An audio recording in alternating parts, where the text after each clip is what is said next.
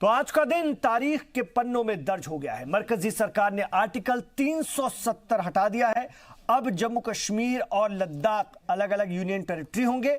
इसके लिए वजीर दाखिला अमित शाह ने राज्यसभा में आर्टिकल 370 हटाने के लिए तजवीज पेश की। शाह के तजवीज रखने के बाद सदर जमहूरिया रामनाथ कोविंद ने आर्टिकल 370 हटाने के लिए कॉन्स्टिट्यूशनल ऑर्डर 2019 के तहत नोटिफिकेशन जारी कर दिया। इस रिपोर्ट में आपको बताते हैं कि आखिर आर्टिकल 370 कैसे बना।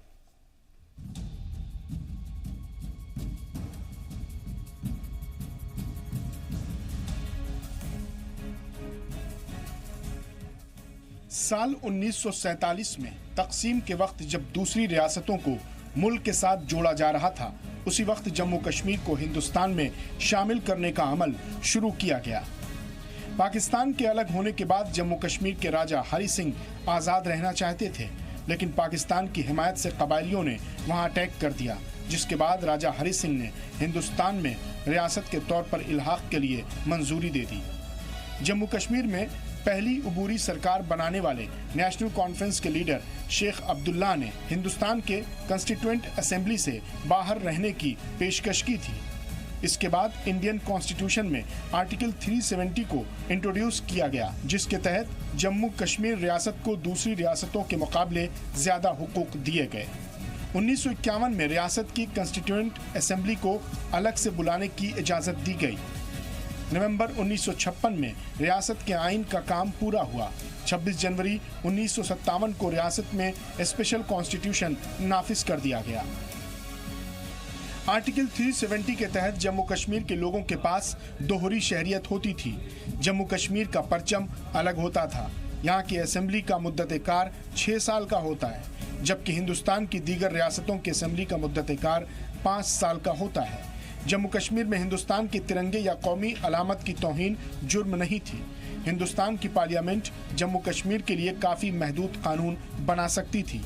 जम्मू कश्मीर की कोई खातून अगर हिंदुस्तान की किसी दूसरी रियासत के शख्स से शादी कर ले तो उस खातून की शहरियत खत्म हो जाती थी। इसके बरक्स अगर कोई कश्मीरी खातून पाकिस्तान के किसी शख्स से शादी करती है तो उसे भी जम्मू कश्मीर की शहरियत मिल जाती थी। आर्टिकल 370 की वजह से कश्मीर में RTI, RTE और कैग नाफिज नहीं होता था। वहाँ खवातीन के लिए शरीयत कानून नाफिज था। आर्टिकल 370 की वजह से कश्मीर में बाहर के लोग जमीन नहीं खरीद सकते थे। इसी आर्टिकल 370 की वजह से कश्मीर में रहने वाले पाकिस्तानियों को भी हिंदुस्तान की शहरियत मिल जाती थी। तो दफा 370 आर्टिकल 370 हटा करके मोदी ने ऐसा लगता है संघ का जो ख्वाब था उसे पूरा कर दिया है और एक कदम उसकी विरासत बनने के लिए और बढ़ा दिया है। कहीं ना कहीं इसको हम इस तरह से भी देख सकते हैं, और वो भी सिर्फ मोदी दौर 2 में शपथ ग्रहण करने के यानी हलफ बर्दारी के 2 महीने के भीतर भीतर। ये अपने आप में एक इतिहास है, तारीख है। अब इसके असरात आगे क्या होंगे वो तो सरकार अपने हिसाब से देखेगी, समझेगी, और ये पूरा प्लान तैयार करके किया गया होगा। ये लेकिन अपने आप में बहुत ख़ास हुआ है, और ये बहुत सारे लोगों की कुर्बानियाँ जो कि कश्मीर को हिंदुस्तान से मजबूती के साथ जोड़े रखने के लिए गई हैं, उन्हें भी सच्ची खराज अकीदत है। चाहे फिर वो शहीद औरंगजेब हो, चाहे वो अयूब पंडित हो, श्यामा प्रसाद मुखर्जी हो, न जाने ऐसे कितने लोग जिन्होंने कश्मीर को हिंदुस्तान के साथ रखने, हिंदुस्तान का अभिन्न हिस्सा मानने बनाने में अपनी जिंदगियां लगा दी। और इस वक्त की बड़ी खबर जिससे हम आपको बाखबर कर दें, जम्मू कश्मीर की साबिक वजीर आला महबूबा मुफ्ती गिरफ्तार कर ली गई हैं। उमर अब्दुल्ला को भी गिरफ्तार कर लिया गया है। दोनों काफी धमका रहे थे, पहले नजरबंद किया गया था, अब हिरासत में ले लिया गया है। दोनों की बाकायदा गिरफ्तारी हो गई है। आपको बड़ी खबर से बाखबर कर दें, जम्मू कश्मीर की साबिक वजीर आला महबूबा मुफ्ती गिरफ्तार, उमर अब्दुल्ला को भी किया गया गिरफ्तार। बड़ी खबर इस वक्त की, जिस तरह की बयानबाजियां चल रही थी, धमकी का लहजा अपनाया जा रहा था, नजरबंद तो कल कर ही दिए गए थे, लेकिन अभी गिरफ्तारी भी हुई है देर शाम। इस वक्त की बड़ी खबर, दोनों रियासती पार्टियों के बड़े लीडर हिरासत में लिए गए। इस वक्त की बड़ी खबर, पाकिस्तानी प्रोपेगेंडा इनकी वजह से चलता है। हम लगातार पाकिस्तानी टीवी चैनल्स पर नजर बनाए हुए थे, इनके बयानों को बार बार वहां पर दिखाया जा रहा था, और अब इनके खिलाफ सख्त कार्रवाई हुई है। दोनों लीडरान की गिरफ्तारी हो गई। पाकिस्तान में हम देख रहे थे कि पैनलिस्ट जो है सर पकड़े हुए हैं कि कैसे हो गया, ये कैसे कर दिया। और इतनी जल्दी कैसे कर दिया। वो तमाम लोग जो कहते थे हिंदुस्तान में भी कि 35 और 370 को हटाना इतना आसान नहीं है, बड़े दांव पेच बताया करते थे। 3 दिन में आप देखिए, ये मोदी दौर है, मोदी युग 2। उमर अब्दुल्ला गिरफ्तार, महबूबा मुफ्ती गिरफ्तार, और आम कश्मीरी आवाम को किस कदर फायदा होने जा रहा है इसका जिक्र वजीर दाखिला अमित शाह ने राज्यसभा में थोड़ी देर पहले अभी किया था, लोकसभा में भी उन्होंने किया। बताया कि किन किन चीजों से वो महरूम थे, जिंदगी की कितनी बड़ी बड़ी खुशियों से, सहूलात से वो महरूम थे जो अब उनको मिलने जा रही है। और 70 सालों तक इन लोगों ने, वहां की सियासी जमातों ने, वहां के लीडरान ने और मरकज की उन दौर की हुकूमतों ने कश्मीरियों को महरूम रखा। पूरा हिंदुस्तान हंस खेल खुश हो रहा है, लेकिन कश्मीरियों को अपनी जिंदगी में परेशान रखा गया, तकलीफ में रखा गया। आज वो तकलीफ उनकी जिंदगी से हमेशा हमेशा के लिए खत्म हो गई है।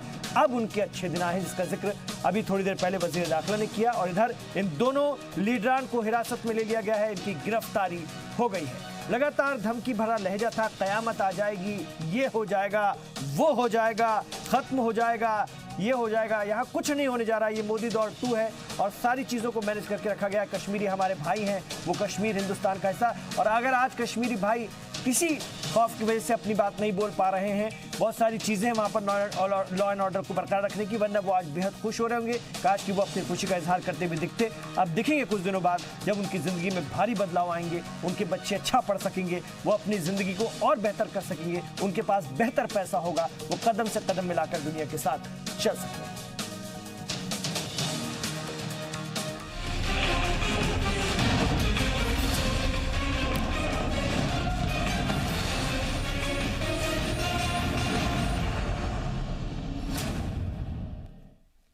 तो चांद पर तिरंगा लहराने में अभी थोड़ा वक्त है, वो पहुंच रहा है चंद्रयान। उससे पहले कश्मीर में लहराना जरूरी था, इसलिए क्योंकि नहीं तो कल लोग तंज करते कि आपने चांद पे लहरा दिया, लेकिन आपके कश्मीर में आपका तिरंगा नहीं लहराता है ठीक से, 2-2 झंडे हैं।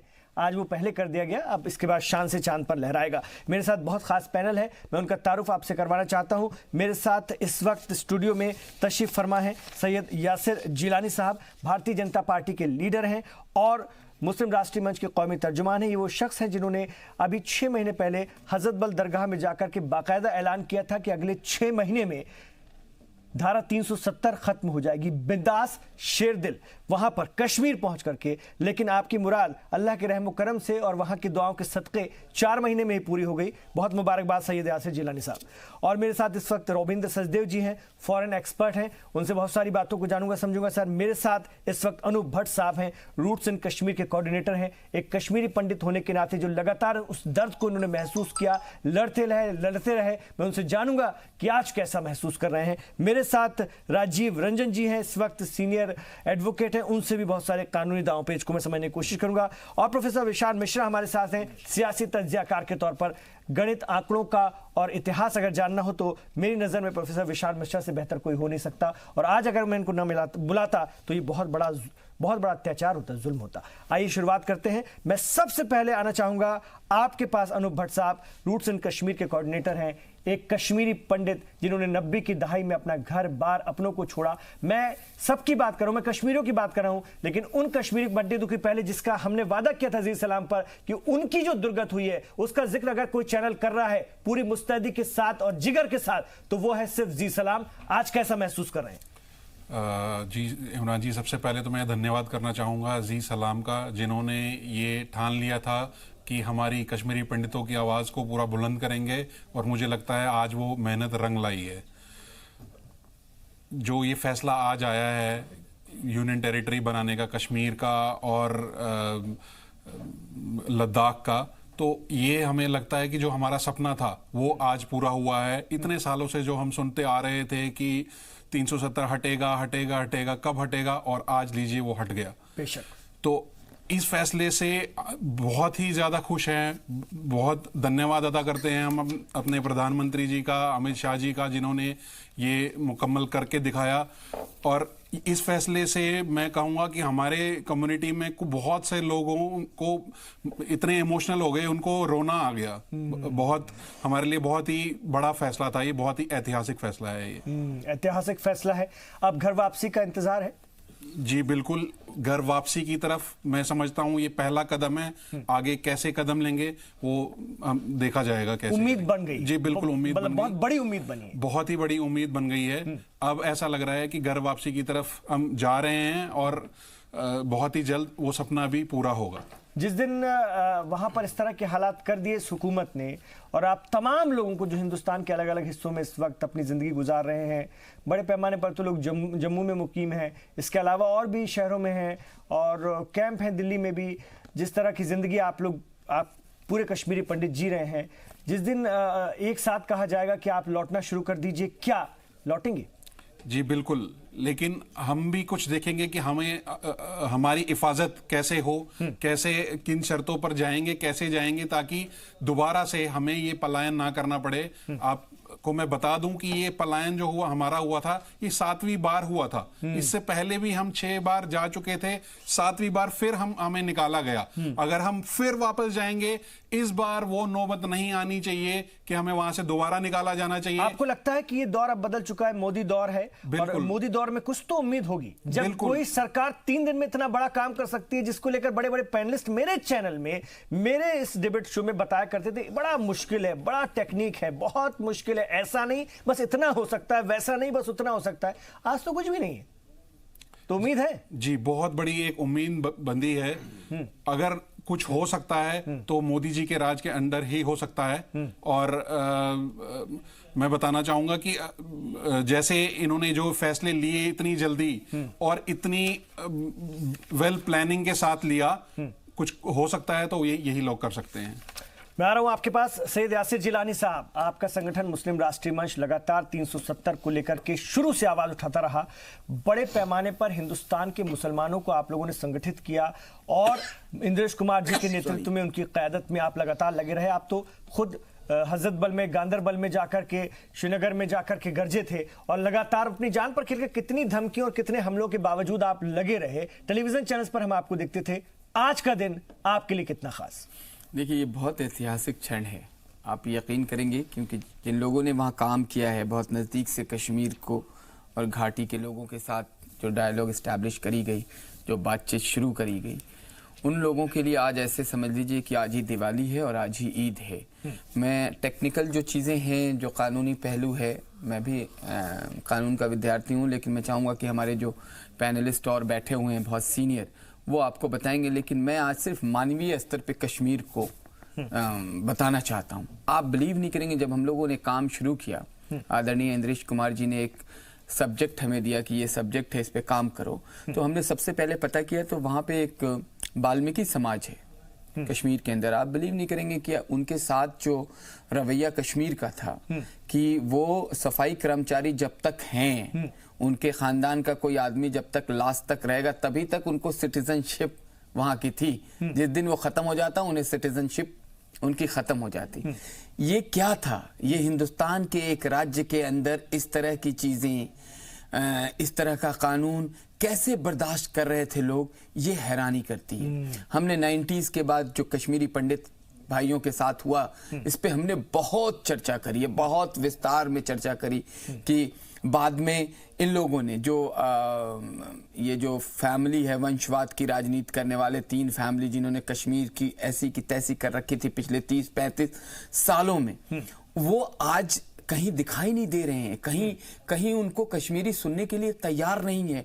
उन्होंने हर हथकंडे अपनाए हैं पिछले 24-36 घंटे में। हर तरीके से विक्टिम अपने आप को प्ले करने का, अपने आप को ऐसे विक्टिमाइज शो कर रहे थे कि अब उनसे बड़ा कोई बेचारा हो नहीं सकता समाज के अंदर। आप यकीन नहीं करेंगे कि महबूबा का जिस तरीके से हम लोगों ने अभी लगातार 4-5 दिन पहले भी आपके साथ जो डिबेट करी है, महबूबा किस तरह की बातें कर रही थी। क़यामत आ जाएगी, वो कह रही थी क़यामत आ जाएगी। बताइए, क़यामत आ जाएगी। और आप उन लोगों के बारे में नहीं सोच रहे जो कश्मीर में कश्मीरी, जो अपने आप की कश्मीरियत को बचा के रखने में सबसे बड़ा अगर किसी का रोल रहा है तो उन गरीब कश्मीरियों का। उनके बारे में कभी नहीं सोचा, उनके बारे में कभी ये कोशिश नहीं करी कि इनका क्या होगा।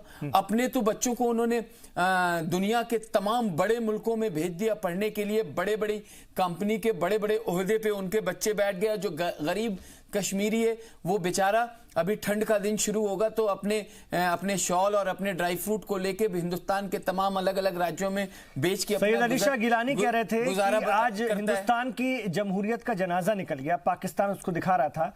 हम तो कहेंगे कि आज अलहदगी पसंदों के सारे सपनों के ख्वाबों का जनाजा निकल गया और हमेशा हमेशा के लिए निकल गया। देखिए, इन लोगों की तो ये तो आप पे बिस्तर पे पड़ गए। अलगाववादी नेताओं की तो इस वक्त कोई वैल्यू नहीं है। जो पॉलिटिकल पार्टी के 2-3 लीडर हैं, अभी देखिए आपने ब्रेकिंग दिखाई थी, 2 को गिरफ्तार कर लिया गया। ये लोग बोल रहे थे।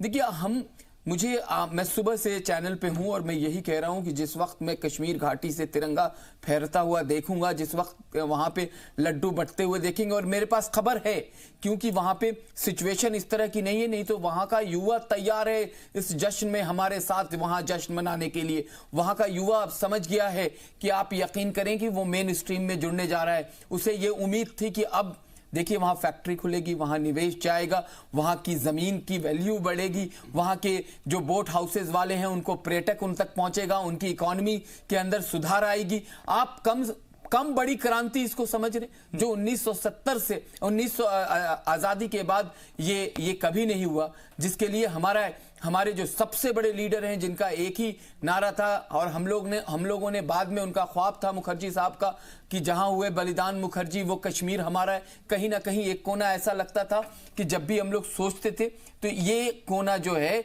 इस पे कुछ ना कुछ करना है, वो हमें कहीं ना कहीं चोट देता था कि अरे ये कहीं ना कहीं कुछ हो जाए। यकीन मानिए कि आज उसको सही मायनों में उस कोने को भी आजादी मिली और कश्मीरियत को भी आज आजादी मिली। कश्मीरी भाई बहुत जल्दी सामने आने वाले हैं और वो मेन स्ट्रीम में साथ आएंगे। और यकीन माने आप कि जिस तरीके से, जिस मजबूत इरादे से हमारे वजीर आजम ने काम किया है, आपने देखा है सुबह 11 बजे तक, जब तक अमित शाह हमारे जो गृह मंत्री हैं पार्लियामेंट तक नहीं पहुंचे, बड़े से बड़े पत्रकार लोगों, हमारे जो भाई बंधु हैं जिनके पास ब्रेकिंग न्यूज होती है, उनको भी किसी को न्यूज नहीं मालूम था। सब यही कह रहे थे कुछ बड़ा होने वाला है, कुछ बड़ा होने वाला है, और बड़ी बड़ी बातें कर रहे थे। बड़ी बड़ी हमारे साथ डिबेट में, डिस्कशन में लोगों ने कैसी कैसी बातें कही कि अरे ऐसे नहीं होगा, ये आ जाएंगे, ये नहीं होगा, वो हो जाएगा, बारूद से पूरा का पूरा कश्मीर भर जाएगा, खून की दरिया बह जाएंगी। कहीं कुछ हुआ है? हमने उसी वक्त आपसे कह दिया था, मैं तो आपको 6 महीने पहले ही बता चुका था। मैं जब हमारे यहाँ गृह मंत्री साहब का दौरा हुआ था, किसी तरह का किसी ने हिम्मत नहीं करी, किसी तरह का एहतजाज की, किसी तरह का कोई धरना प्रदर्शन, कोई बंद कॉल नहीं कर पाया।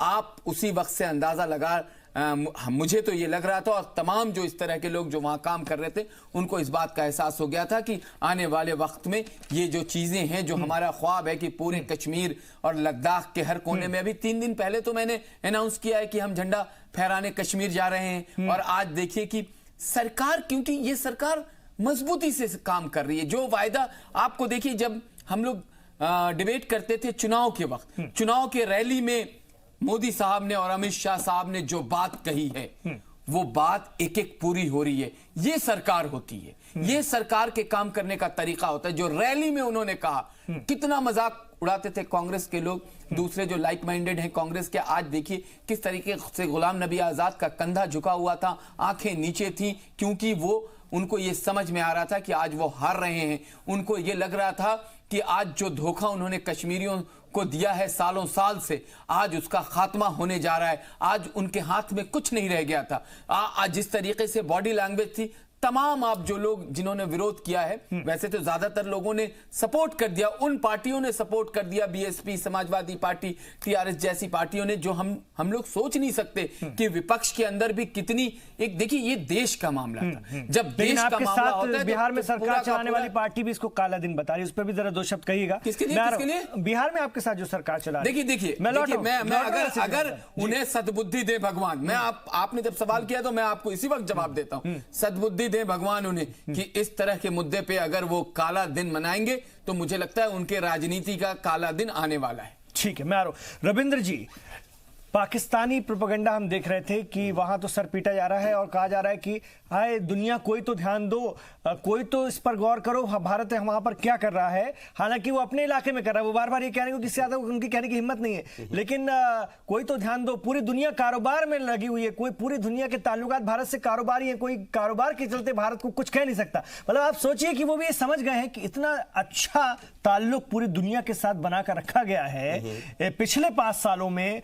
हम जब कहा करते थे कि वजीर आजम बाहर क्यों बार बार जा रहे हैं, पूरी दुनिया वो घूम कर आए पिछले दौर में, पिछले कार्यकाल में, तो ये वही असर हैं जो अब नजर आ रहे हैं। पूरी दुनिया खामोश है, कहीं से कुछ नहीं। इमरान खान बिलबिला रहे हैं, कहां जाएं, किसको कहें। महातिर मोहम्मद को कहा कि पाकिस्तान कह रहा है कि अमेरिकन प्रेसिडेंट से बात कीजिए, आपका जब उनके यहां दौरा होगा तो जरा थोड़ा चर्चा करना हमारे बारे में। ये स्थिति वो वहां का मीडिया बता रहा था, मैं नहीं कह रहा। श्योर नहीं, देखिए डेफिनेटली मतलब इंडिया की फॉरेन पॉलिसी पिछले काफी वर्षों से बहुत ही अच्छी और कॉम्प्लिकेटेड और एग्रेसिव रही है, जिसके चलते हमारे रिलेशंस बहुत अच्छे हो गए हैं सभी के साथ वर्चुअली, और हर एक के साथ हमारे अलग रिश्ते हैं, स्पेशल हैं, अलग है।